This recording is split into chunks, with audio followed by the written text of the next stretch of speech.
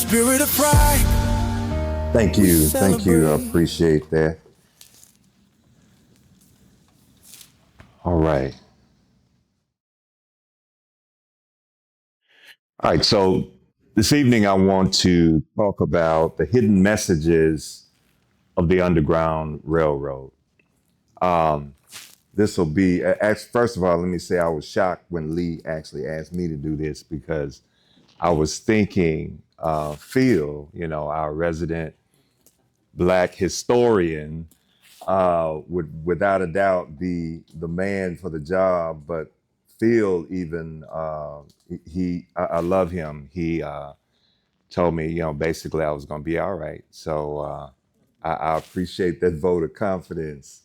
Hidden messages of the Underground Railroad. Now, before I play this video, basically, um, it's a video that I created on one of my many YouTube channels, as if I got so much, time for anything else outside of what I already do.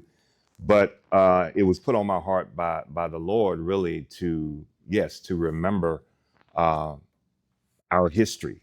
And I'll tell you more about that as I get deeper into this. And to put something in place, um, much like my ancestors did for me, much like my grandparents and my mom and my dad would always share the history beyond just the family tree, the history of literally where the Lord brought us from. Imagine this. Imagine being a black slave forced from your homeland, chained at the ankles and wrists, ripped away from everything you have ever known. Imagine being stripped of your clothes, your dignity, and your name, standing bare before strangers who saw you as nothing more than property. Imagine being torn from your family, watching your mother, your father, your children dragged away, knowing you will never see them again. Imagine being packed into the bottom of a ship, crammed so tightly you cannot stand, lying in filth and darkness for months, many dying beside you. Imagine surviving the ocean only to be sold at auction, inspected, poked and prodded like livestock. Imagine being treated like a piece of furniture, owned, traded, and discarded without a second thought. Imagine the name-calling. Words meant to break you, strip you of your humanity. Words shouted at you like weapons every single day. Imagine the whip tearing into your back, each strike a reminder that your life is not your own. Imagine crying all night, every night, wishing to be free, wishing just to be seen as a human being. Imagine working from sunup to sundown in the fields, knowing no amount of effort would ever set you free. Imagine teaching yourself to read in secret, risking beatings just for trying to learn, just for daring to dream. Imagine holding on to songs, to prayers, to hope, passing them down when everything else was stripped away. Imagine surviving it all and still singing, still fighting, still believing in freedom. Now imagine living today and hearing someone say slavery was not that bad. Imagine seeing history books erase our stories or schools skip over our pain. But there is hope. There is always hope. Because when the truth is told, when the stories are not hidden, hearts can change, minds can open. Maybe someone who's been insensitive toward our history will finally understand the weight we carry. Maybe by knowing the truth, they will see that we are not asking for pity. We are demanding remembrance, respect, and justice. Keep telling the stories they try to hide. Keep lifting the voices they tried to silence. Because we are still here, and we are not done. At Black History Daily. My ancestors, they endured unimaginable pain, but they were resilient by holding on to their hope, to their faith in God, and the ultimate dream of freedom. Their courage was greater than their chains, and today we will see how they survived it all through various hidden messages found within songs, the symbols they used, and the signals, all of which, by the way, they memorized in order to gain freedom. So you probably heard, I remember, if you can go back to the first time you heard the words Underground Railroad, What was the first thought that came to mind? When I was a kid and I heard it the first time, Underground Railroad, with a kid's imagination, yes, I thought it was an actual train that was underground. That's the furthest thing from the truth. As a matter of fact, what it is not is basically, it is not an actual train. It's not a single secret tunnel, even though there were tunnels involved. And it was not just one leader or one particular group. The key word there is underground. Underground, it was a code word for a secret network of individuals, both black and white, who assisted slaves to gain freedom. It helped thousands of enslaved individuals escape from the South to the North and sometimes to Canada. As a matter of fact, especially during the Fugitive Slave Act, which was mandated in 1850, that stated that all escaped enslaved people be returned to their owners, even if they're found in free states. So therefore, the ultimate place to go, without a doubt, was Canada. That's where they found true freedom. So the question is, where did it come from? What's the origin of this word? The name likely originated in the 1830s from the frustrations of slave catchers who, when losing track of fugitives, suddenly they would just disappear.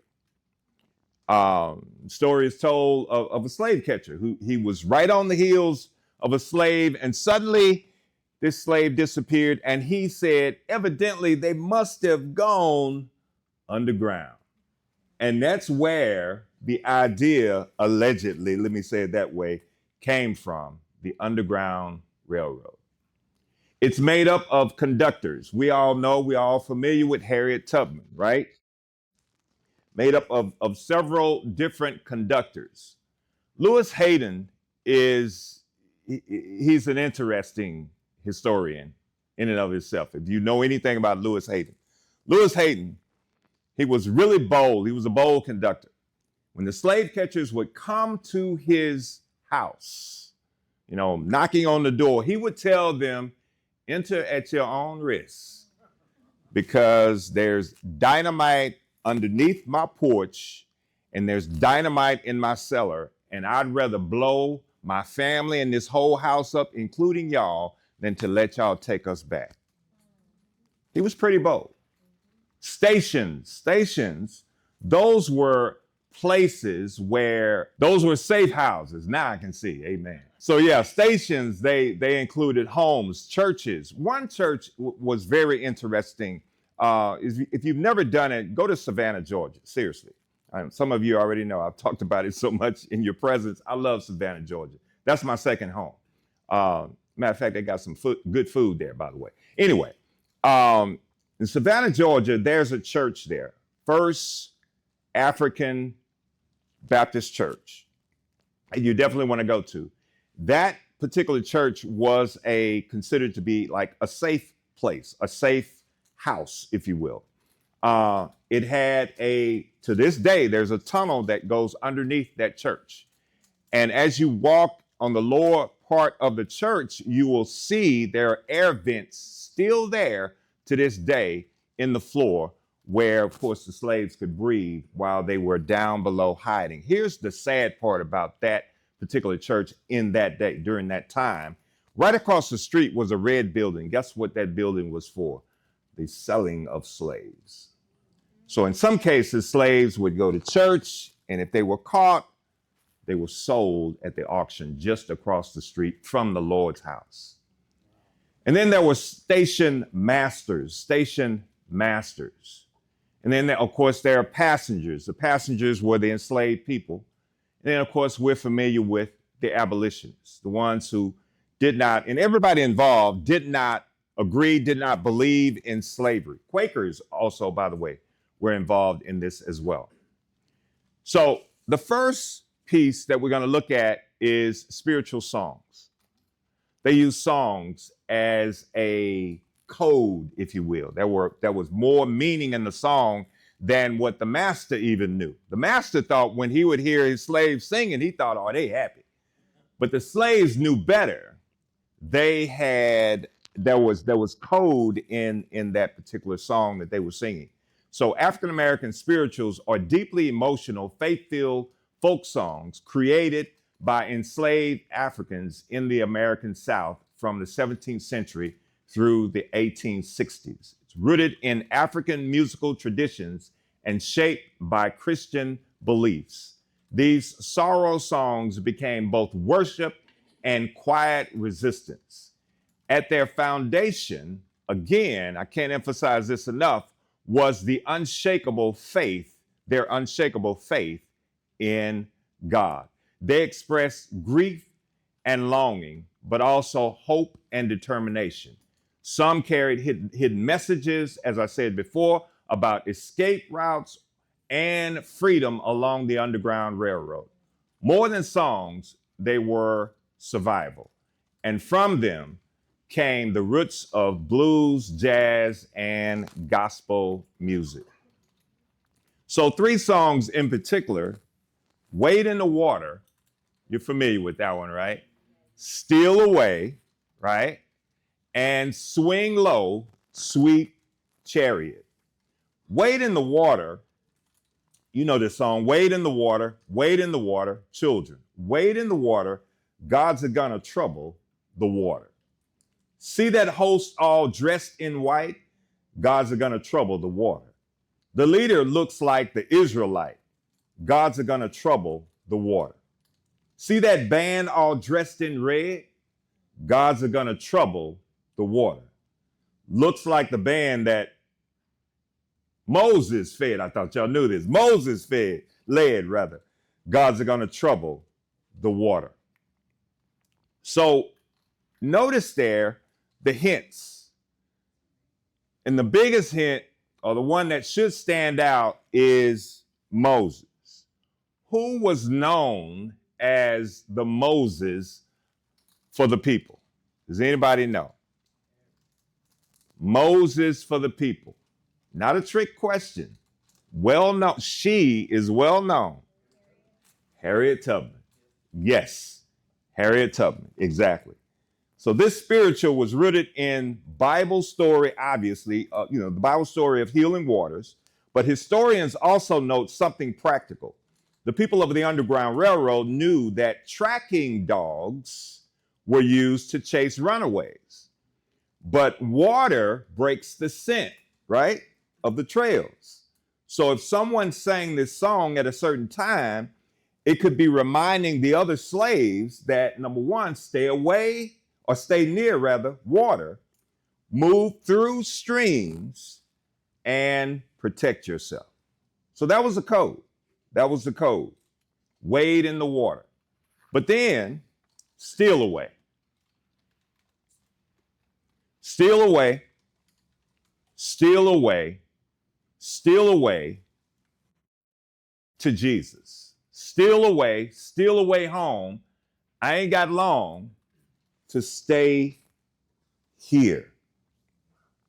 What exactly are they talking about? This song sounded like longing for heaven, and it did, in part, as it relates to the spiritual side, but it was often used as a signal for gathering. They would meet in the woods, they would meet at a waterfront meeting, or it meant it was time to plan something. So again, music became coded messages sang in the presence of their masters who had no idea what they were doing. And then finally, Swing Low. Swing low, sweet chariot, coming forward to carry me home. Swing low, sweet chariot, coming forward to carry me home. Swing low, that's the signal for the chariot, that is the Underground Railroad, to come.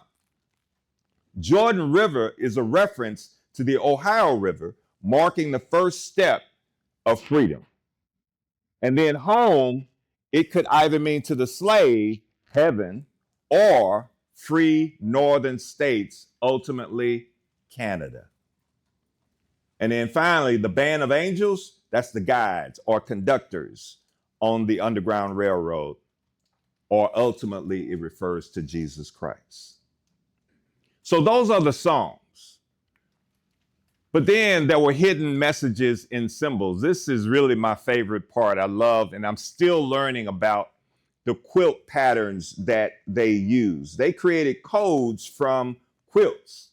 My mom has given me multiple quilts, and for years, I really did not know until my wife and I, because every time we go and we travel around the country, we want to go and find out about the Black history in that particular city. And that's how Savannah, Georgia actually became one of my favorite places to go. Savannah and Charlotte, by the way. Those are, by the way, the two major hubs where they brought my ancestors in. They use quilts. Quilting is historically documented in Black communities. It's been used, still being used to this day. But for the slaves, they had codes. Now, what you see right there on the screen on the left-hand side, those are the individual patches, okay? They didn't hang, what the abolitionists would do, they didn't hang the entire quilt out like that one right there that you see. Each patch represents a quilt. Each patch would tell the enslaved individual what they needed to do. It depended on what was going on around in that particular area. The abolitionists knew what was going on. So if it was a warning, then they would put out the quilt, either hanging it over a windowsill, or they would hang it on a fence, or they would hang it on a clothesline. Once again, nobody would know other than the slaves. They knew. So as they're traveling that route and they see that quilt would tell them to do something. So the first one there, and I'm just going to mention three of them, is called the bear paw. The bear paw. What the bear paw meant, that particular quilt, if it's hanging out, it told the slaves, you need to follow the tracks of a bear, because wherever bears go, what do? They eat, right? Now they're afraid of people, but typically you will find a trail of food. You're going to find some kind of food near bear. Now, the worst place that obviously they wouldn't go, it wouldn't end well, is to go into a bear cave. That would not be a good thing. But they would follow, if this particular quilt was hanging out, they are told to follow the bear path, the bear paw rather, follow his footsteps, and you should find food. The second one there is called the log cabin. The log cabin, basically, it meant to seek shelter. It meant that this is a safe place, because they couldn't trust everybody, obviously, during this time. So they had to be careful about the houses that they were trying to enter. And if they saw this particular quilt hanging out, that meant that that was a safe place and that the people were safe. And then finally, this is my favorite one here. Y'all catch that joke on the way home. Y'all know I like to wear bow ties. But anyway, it's the bow tie. The bow tie meant that they should be in disguise. To be in disguise. Obviously, you don't want to be out in the open as a slave, so you want to disguise yourself. A lot of slaves did this. Actually, Frederick Douglass did it. He disguised himself as a free Black sailor. He had this identification. He had the whole uniform, everything. That's how he was able to move from Baltimore to Philadelphia, to a free city. Well, Robert Smalls also did something similar as it relates to this bow tie strategy. Robert Smalls, the slave who stole a Confederate ship. They called us slaves. They thought we were too afraid to fight back, but I had a plan. I was Robert Smalls, a steamboat pilot forced to work for the Confederate Navy.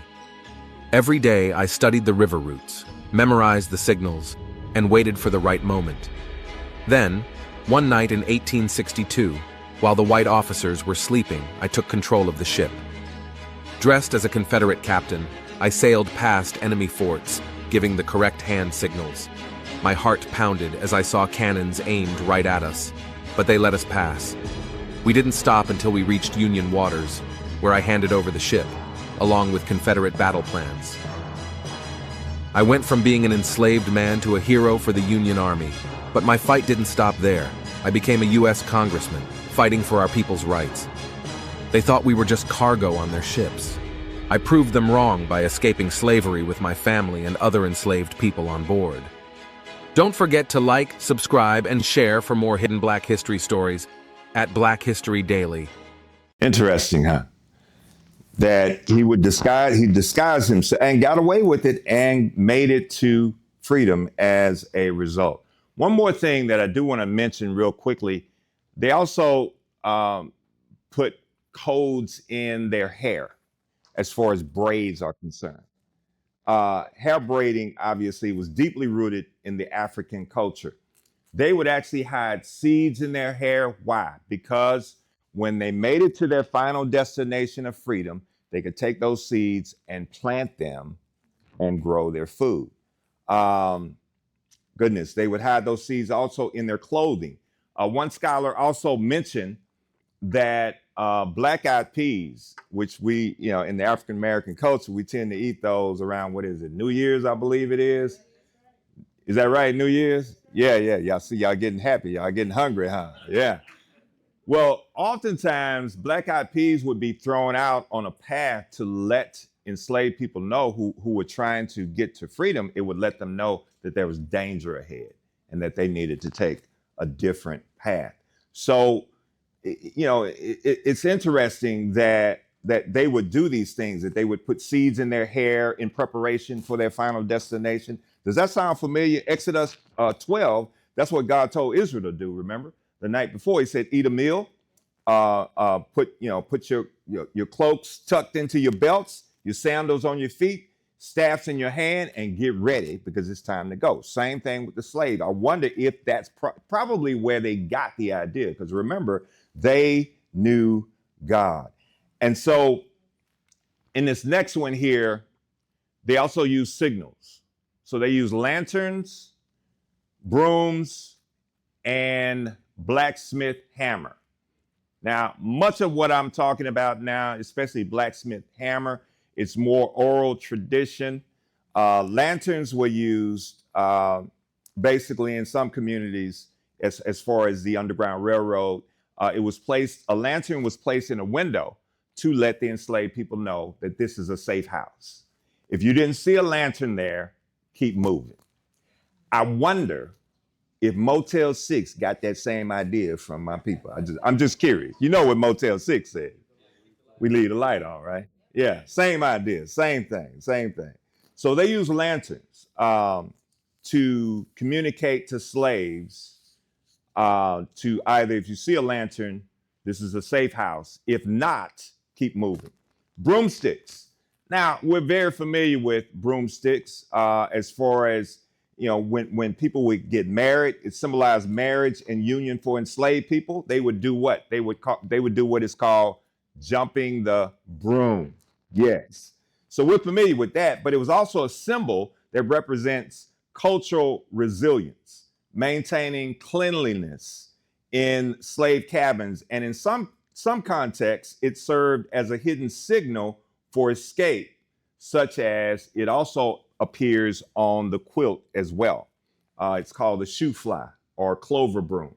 So this pattern was believed to act as a signal to guide the enslaved people, letting them know that they can follow a particular path, that it was safe in a certain location.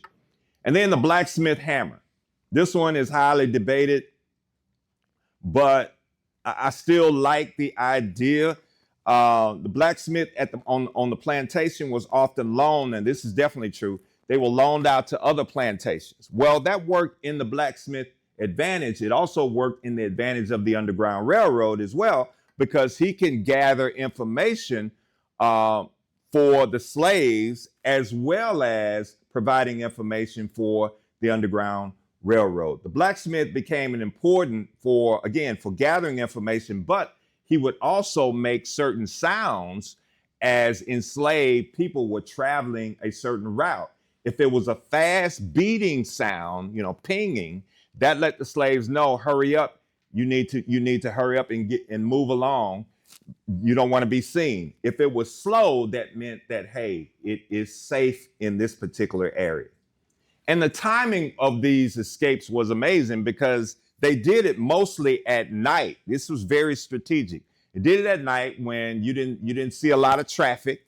It was cooler temperatures, and they could be undercover at night. And especially on holidays when the master would get drunk, that's the perfect time to escape. That gives them plenty of time to get away. So they did it through songs, they did it through symbols, and they did it through signals. So the Underground Railroad was not magic. It was not a myth. It was people. It was intelligence. It was faith. It was trust in God. It was planning. It was courage. Black history is not a side story. It's American history. But for me, it's also personal. It is the story, as I mentioned at the beginning, of where God brought my ancestors from through slavery, through pain, through struggle, and still kept them standing. And just like he brought them out, he brought us out of our own bondage, out of our own mistakes, out of our own broken places. I refuse to get, and you and I should refuse to get, what the Lord has done for us. The songwriter was right when he said, you ought to have been there when he saved my soul. You ought to have been there when he made me whole. You ought to have been there when he wrote my name on the roll. Then I started walking. I started talking. I started singing, and then I started shouting what the Lord has done for me. One more thing, and I'll close. Lee Taylor holds a very special place in my heart. Lee Taylor was a slave owner in Louisiana. Lee Taylor had a maid, slave maid, who he fell in love with and married her. And Lee Taylor and her, they had 7 children. One of the 7 children was Bertha Taylor, who later on became Bertha Gaddison. She married Cleve Gaddison. Bertha and Cleve Gaddison gave birth to Johnetta Gaddison. Johnetta is my mom. So my great-grandfather, who was once a slave owner, became a child of the king. He hated slavery as a result of falling in love with my great-grandmother, and would climb up in a tree. No doubt his trouble started when they got married, but would climb up in a tree, I'm told, with a shotgun, and he would dare people who came to give him trouble as a result of him marrying my great-grandmother, who came to try to take his land. He said, you come and take it if you want to. You can come and try. And I'm glad he did it, because to this day, the family still owns acres and acres of land because of my great-grandfather. So I'm proud of my heritage. I'm proud, my great-grandfather was white. I'm proud of my whole family tree. And I want to discover more than what I know. And I would hate for any of it to be wiped away, to be hidden. Because again, it's all about what God has done, not just for me, but for us. To God be the glory.